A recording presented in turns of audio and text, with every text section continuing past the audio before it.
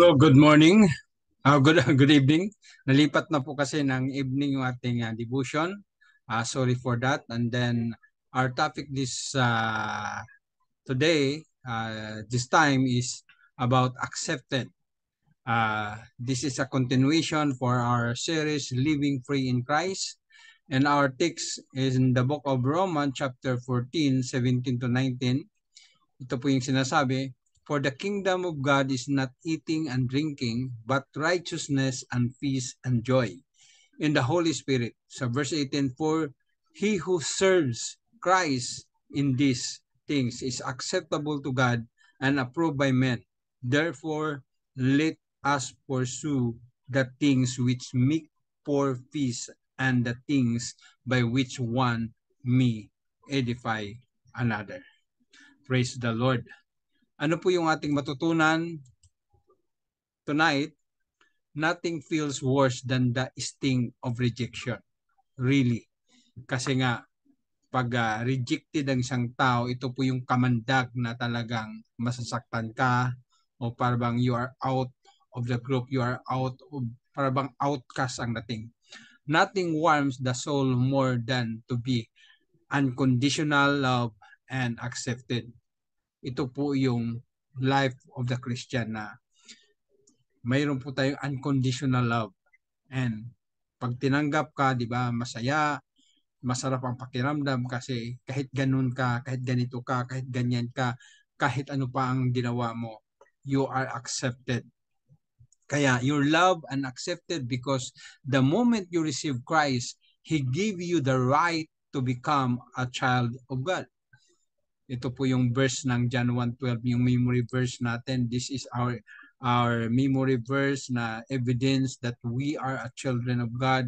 You are God chosen friend according to John 15 to 16. You have peace with God through our Lord Jesus Christ, Romans 5:1. And you are united to the Lord and are one spirit with Him. Kaya dahil tinanggap natin si Christ, kaisa tayo sa Espiritu. Kung kaisa tayo sa Espiritu, na doon yung ating unity with His proposal, unity with His work, unity with His agenda every moment, every day, every ministry. Kaya dapat magkaroon tayo ng ganong pananaw. And then, sabi nga nito, do you not know that your body is a temple of the Holy Spirit within you, whom you have from God. Verse 19. You were bought with a price. Nung nagkaroon ako nito ng tinatawag na kunting pause and ini-imagine na yung mahalaking halaga ang binabili sa'yo ng Panginoon, hindi yung kind of gold, not kind of diamond, not things in this world ang pinagbili sa'yo, but the blood of Christ. Kaya, so glorify God in your body. You have been chosen and adopted as God's child. You have direct access to God, the Father, through the Holy Spirit. Kaya nga, nung umalis si Jesus Christ, mayroong katuwang tayo, yung banal na Espiritu, tuturuan tayo sa lahat ng bagay at i-connect tayo sa lahat ng bagay sa Ama, sa pangalan niya. Kaya nga, talagang makikita natin na talagang hindi naman pampered tayo, kundi na doon yung talagang binigyan tayo ng Panginoon ng pagkakataon na magkaroon ng isang itinatawagan nila na isang katuwang para matutunan mo yung buhay na masagana at kasiyasiya. You are redeemed and forgiven. Talagang hindi ka lang niligtas o tinubos, ikaw pa ay pinatawad.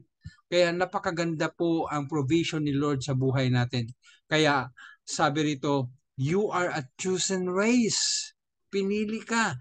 Royal priesthood. Talagang not only pinili ka lang, kundi binigyan ka ng position na magiging sacerdote sa bansang ito, na magiging banal because this is the nation of God. And then after the coming of the Lord Jesus Christ, the nation will be lifted up His name on high because Jesus is the Lord of Lords and King of Kings. People for His own position. that you may proclaim the excellences of him who called you out of darkness into his marvelous light. This is my favorite verse.